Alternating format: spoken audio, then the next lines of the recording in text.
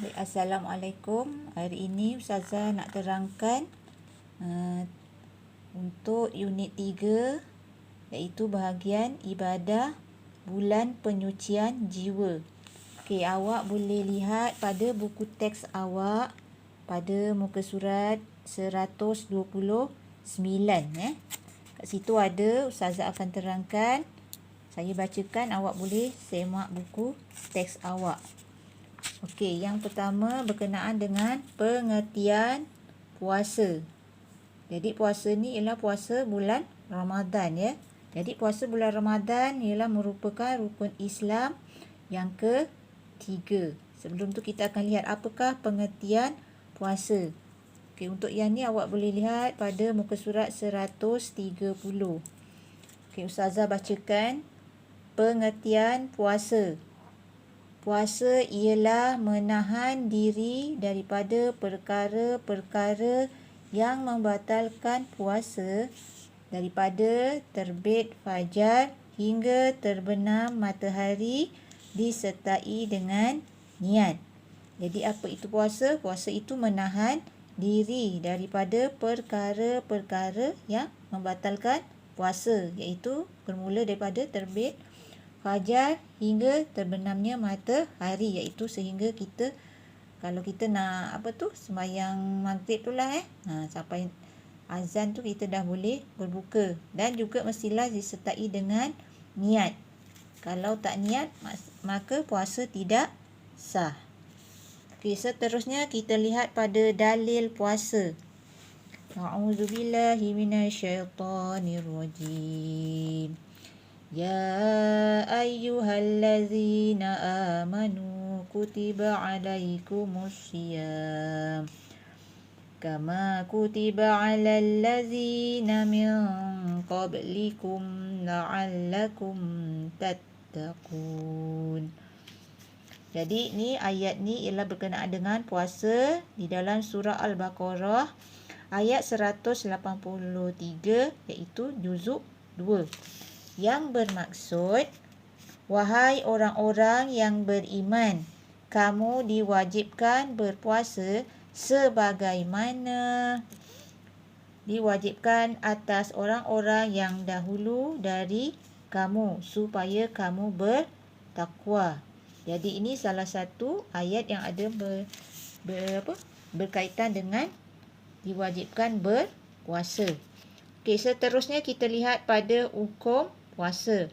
Hukum puasa iaitu berdasarkan dalil di atas diwajibkan bagi semua umat Islam yang mampu menunaikan puasa pada bulan Ramadan.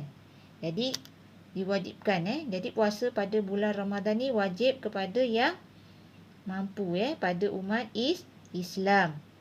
Okey, seterusnya kita lihat pada rukun puasa.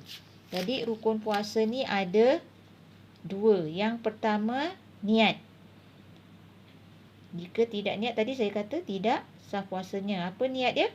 Iaitu nawaitu sauma ghadin an adai fardhi syahri ramadana hazihi sanati lillahi ta'ala. Okey, maksudnya sahaja aku berpuasa esok hari untuk menunaikan fardu Ramadan tahun ini kerana Allah Ta'ala. Jadi niat puasa ni kamu boleh niat sebelum kamu tidur. Esok nak puasa, malam tu dah boleh niat. Ataupun niat ketika kamu bangun sahur. Okay, yang kedua, rukun puasa yang kedua iaitu tidak melakukan perkara yang membatalkan puasa. Jadi perkara yang membatalkan puasa tu banyak. Kita akan ada nanti tajuk yang bahagian belakang tu, ada tajuk perkara yang membatalkan puasa. Okey, saya ulang sekali lagi. Rukun puasa ada 2. Yang pertama niat, yang kedua tidak melakukan perkara yang membatalkan puasa.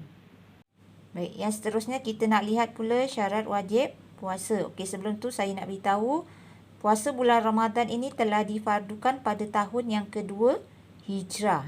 Tahun yang kedua Hijrah. Okey, baik, kita lihat apa syarat wajib puasa. Bila ada syarat ni, maka wajiblah ke atas orang Islam itu berpuasa. Okey, jadi ada 4 syarat. Baik, yang pertama mestilah orang Islam. Jadi tidak wajib bagi orang kafir. Jadi bila kita orang Islam ni wajib, wajib. Okey, yang kedua mestilah baligh, iaitu kanak-kanak yang tidak diwajibkan berpuasa jika tidak cukup umur dia. Yang belum balik tu tidak wajib. Kanak-kanak yang tidak diwajibkan berpuasa jika belum balik. Okey, yang ketiga mestilah berakal, iaitu orang gila tidak diwajibkan berpuasa. Kalau kita ni ada akal yang sempurna, maka cukup syarat kita wajib berpuasa. Okey, yang keempat mestilah mampu, iaitu tidak uzur dan tidak sakit. Sakit ni kadang ada orang tua yang dah tidak larat berpuasa, itu kiranya tidak mampu. Jadi kita yang mampu, kita wajib berpuasa. Okey, Ustazah ulang balik. Syarat wajib berpuasa mesti ikut susunan ni, Islam, baligh, berakal, mampu. Jadi ada 4 tu syarat wajib. Okey, yang seterusnya kita lihat pula pada syarat sah puasa. Okey, syarat sah puasa ni pun ada 4. Jadi kalau tak ada syarat ni, maka tidak sahlah puasa kita. Okey, yang pertama mestilah orang Islam.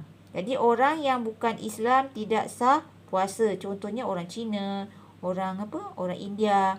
Mereka tu tidak diwajibkan berpuasa. Okey, seterusnya mestilah suci daripada haid, nifas dan wiladah. Jadi khusus bagi wanita. Jadi haid, nifas dan wiladah ni hanya untuk orang perempuan. Jadi orang lelaki tidak termasuk. Jadi bila tak termasuk tu, wajiblah ke atas setiap orang lelaki bila tibanya bulan puasa. Wajib. Kalau tu puasa penuh lah, 30 hari. Baik, yang seterusnya mestilah berakal. Berakal tu maksud di sini ialah mumaiz, iaitu tidak sah bagi puasa orang gila, pengsan dan belum mumaiz. Jadi kalau orang gila tu, awak jangan persoalkan. Ustazah, kenapa orang gila tu tak puasa? Sebabnya memang tidak disyaratkan sah kepada orang gila. Jadi kita yang berakal sempurna ni mestilah puasa. Dan juga tidak pengsan. Maksud pengsan ni, kalau dia pengsan sekejap, boleh teruskan puasa. Ini maksud pengsan, maksudnya daripada dia tadi dia bersahur, lepas tu tak lama dia pengsan, sampailah dia nak buka tu barulah dia tersedar. Itu tidak sah puasanya, sebab dia dah puasa pengsan sepanjang hari kan. Okey, yang keempat, bertepatan dengan waktunya, iaitu tidak berpuasa pada hari-hari yang diharamkan berpuasa. Contohnya hari raya Aidilfitri dan Aidil Adha. Jadi pada puasa raya pada 1 Syawal tu kita tidak diwajibkan berpuasa. Jika kamu berpuasa juga, maka tidak sah puasa. Dan begitu juga pada hari raya Korban, yang pada masa tu ada orang buat korban tu, kita tidak diwajibkan berpuasa. Jadi kalau ada yang berpuasa, maka tidak sah puasanya. Jadi pada 10, 11, 12 dan 13 Zulhijjah. Okey, tadi itu adalah 2 syarat wajib puasa dan syarat sah puasa. Baik, seterusnya kita lihat pula pada sunat-sunat puasa. Jadi sunat puasa ni kalau kamu dah buat, maka dapat pahala. Iaitu apa? Bersahur. Bangun sahur, makan, minum. Itu adalah sunat. Okey, seterusnya melewatkan sahur. Maksud melewatkan sahur ni sebelumnya waktu subuh. Jangan dah azan subuh awak masih makan. Itu bukan lewat. Itu dah batal. Okey, yang seterusnya iaitu memperbanyak amalan sunat seperti bertadarus, bersedekah dan beriktikaf. Sunat. Bertadarus tu apa? Banyakkan baca Quran. Kalau boleh waktu bulan puasa tu khatam kan. Okey, seterusnya bersedekah. Bersedekah tu tak kira lah dari segi makanan ataupun wang ringgit. Dan seterusnya beriktikaf, iaitu di masjid. Dekat masjid tu beriktikaf, iaitu dia buat apa beriktikaf tu? Baca Quran, buat solat-solat sunat. Okey, seterusnya menyegerakan berbuka. Bila dah masuk waktu buka, terus buka. Jangan nak lewat-lewat, nantilah. Okey. Seterusnya berdoa sebelum berbuka. Sebelum buka tu baca doa dulu. Jangan terus saja ambil makanan, terus makan. Okey, yang seterusnya berbuka dengan buah tamar ataupun buah kurma. Jadi setiap rumah mesti ada buah kurma kan. Bulan puasa kalau boleh buka dengan kurma dulu ataupun buah tamar. Okey, seterusnya memberikan makanan kepada orang lain untuk berbuka puasa. Contohnya mak kita ada masak lebih, kita pun sedekah pada jiran sebelah, jiran depan. Jadi bulan puasa ni digalakkan banyak bersedekah.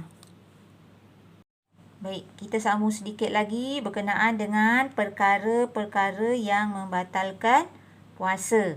Baik, yang pertama apa tu? Iaitu pengsan dan mabuk sepanjang hari, gila walaupun sekejap. Jadi kalau pengsan mabuk sepanjang hari, maka batal puasa. Tapi kalau gila sekejap sahaja, lepas tu dia dah tak gila, boleh teruskan puasa.